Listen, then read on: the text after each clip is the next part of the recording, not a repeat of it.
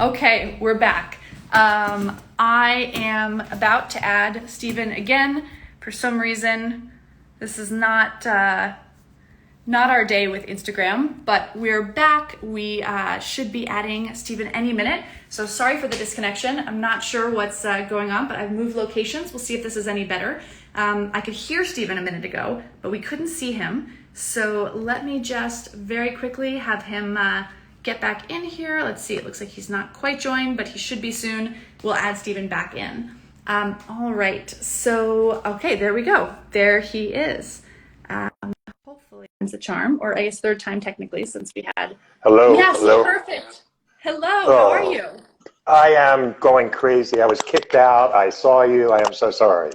No worries. I was gonna say technology never makes it easy for us. We gotta work for the Instagram line. But yes. It's so much fun to have you on. Thank you so much for joining us today.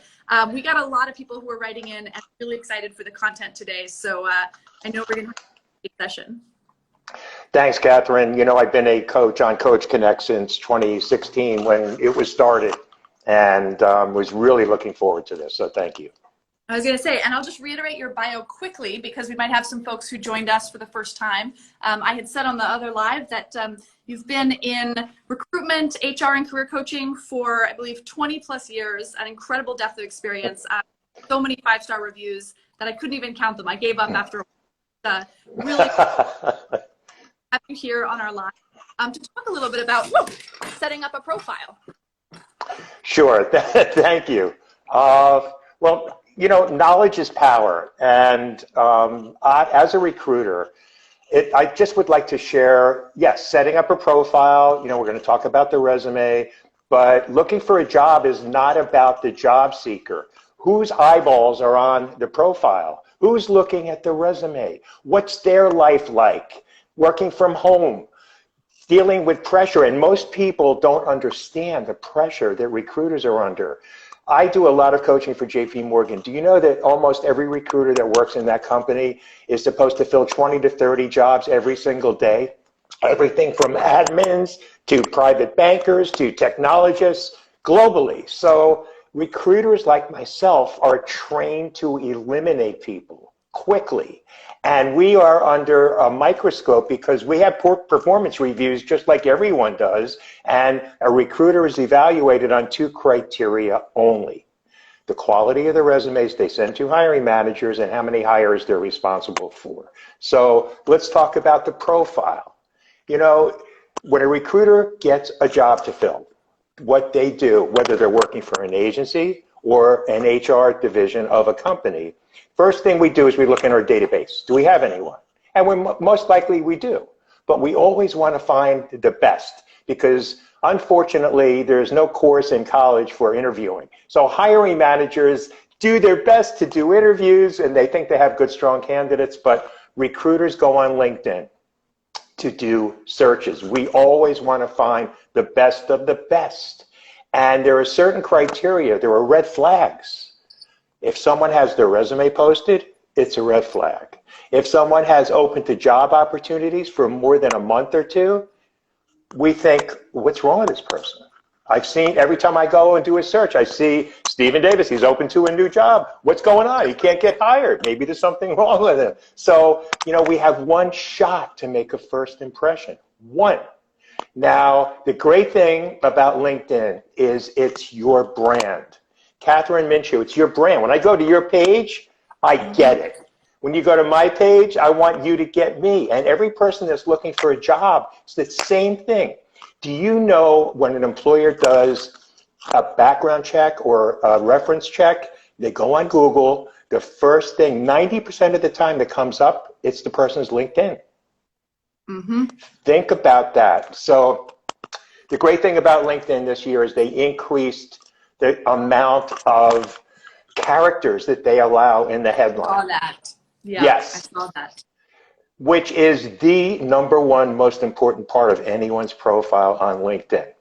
Now, if we don't see a photograph, if I have 10 strong candidates and 2 of them don't have a picture, or 2 of them have a picture and they're holding a margarita, or they're wearing a necklace from a wedding they attended, I'm not going to be that excited. I'm going to look at the other ones who are dressed, smile, digital, and make a good first impression. So the headline section was increased from 120 characters to 220, which is huge, huge increase. And it shouldn't be, I'm looking for a new job. It shouldn't be your job title, because LinkedIn is programmed to automatically take your current title. Yes. Yep. So it's up to every person to change it.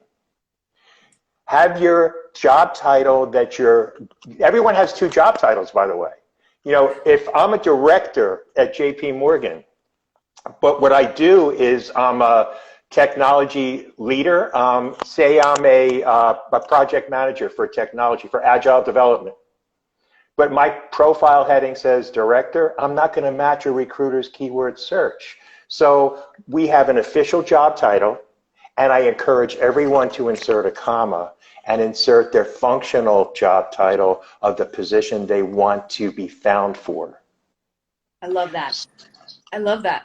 I was going to say, so I mean, some of the things you've talked about are so gold, and I love that we're getting some folks in the comments saying, like, this is exactly what, I think Bucknell Career is saying this is what we tell our students. So it's think about the first impression, the headline. So how else, you've said before, LinkedIn should not just be a copy of the resume. So how should you think about your LinkedIn and your resume working together? I'm so glad you asked that. The only purpose, let's talk about the function of each one. Great. Purpose of a resume, one purpose. And I ask people that I coach that question all the time. What do you think the purpose of your resume is? What would you say? I say to give someone who doesn't know me more insight into my strengths, accomplishes, and experiences. I admire you. I worship you. It's not true, okay? The only purpose of a resume is to convince a recruiter to not even get a glass of water, but email you and request an interview. The only purpose is to get interviews. Get in the door. Okay. Right. Most people think, oh, I have to tell them, I have to sell myself. No, you don't. And interviewing isn't selling yourself either. Interviewing is telling your story. So the LinkedIn profile is a teaser. Think about it. If I see everyone's background on their profile going back to 1996, and I see their high school, and I see the year they graduated college, and I see every job and everything, I'm going to think, well, you know, that person is impressive. Let me see if I can find somebody better. That's how we're trained.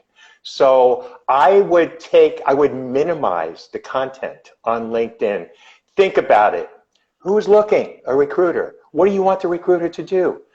If you have just enough, a powerful summary in your headline with all your keywords, and then the about section talking about expressing yourself, because it's almost impossible to communicate emotion electronically. So LinkedIn is the place to say, I am so fortunate to have had so many accomplishments in my career doing X, Y, and Z. And you're going to get the recruiter's interest. But in the employment section, take the best achievements you have. Don't go into detail. Go back 10 years. The goal is for a recruiter to say, wow, I think this is the person that I need. Let me ask for the resume, and that jumpstarts the interviewing. Mm-hmm. I love that. So it's essentially thinking, how do you pique their interest, give them enough insight, and really focus on the summary and those first few positions, because it drives me crazy sometimes. Stephen, I'll be looking somebody up on LinkedIn to see if I want to partner them, to see who they are. And sometimes there's nothing there for me to learn more about them. And it really puts the burden back on the viewer, versus you can make it so much easier for people, you're saying, by really thinking, like, what do I want them to know to get to that next step? I love that. I love that. Thank you. Thank you. And one way to do that is using action verbs. You know, you don't want to describe what you do. When I am hired to write resumes and LinkedIn profiles on Coach Connect, what I do, I don't want to just write a resume for someone. I want to position that person as one of the best, if not the best candidate. So I don't want to describe their tasks so much. I don't want to explain their responsibilities in detail. I want to explain what their achievements are, what their accomplishments are, how they've overcome issues, how they've met quotas, how they fulfill business requirements in tech. I want action, action, action. You know, we're making a movie here. Yeah, I love that. And it's true. When you read someone's resume or LinkedIn profile and you can imagine in your mind the scene where they overperform or they save the day or their colleagues are so thankful for the work they've done, it's really powerful. Like you said, when you create that sense of allowing someone to feel like they really were there and they know what it was like. Exactly. And another important part of the profile is asking for recommendations. Because we, as recruiters, we always look at recommendations. And people are more concerned with endorsements. I have people endorsing me. I don't even know who they are. They endorse me for recruiting. They endorse me for coaching. Thank you, but I don't know who you are. And a recommendation requires writing. You've got to express your experience. And that carries so much weight, especially if your profile is a tease. And it's like, oh, this person was really good. Let me see what his recommendations or what her recommendations say. Another reason. True. I love when, especially sometimes it's just one or two really good ones, much better than a bunch of, thin, mediocre, right. Don't very much recommendations. Exactly. It's quality, not quantity, really. Yeah. So one other question, you talked about, getting recruiters to go from the LinkedIn to ask for a resume. But what about the other way around? So let's say that you want to put your LinkedIn on your resume. How would you recommend, would you recommend doing that? How would you recommend doing that? What might that look like? That is, I think it's a necessity. I see a lot of resumes that don't have their LinkedIn, and it's easy to create a hyperlink. And most people don't realize that you can shorten your LinkedIn URL. Because if you don't, it's going to be super long. And if you don't know how to put a hyperlink in, it's going to take up half a line on your resume. So it's really easy to go into a Word doc and, just go to insert, and then you'll find hyperlink, and you can just, what I used to do is I would take the LinkedIn logo and put the hyperlink of the person in the LinkedIn logo. So, but then I thought, I don't want to promote LinkedIn. So I took that out and I just had LinkedIn profile. That's how I write it now. But yeah, because the recruiter's going to read the resume, instead of going another step, they can click on it and they're right in the profile. Mm-hmm. I love that. And it gives them just, again, another way to learn more, get that extra context.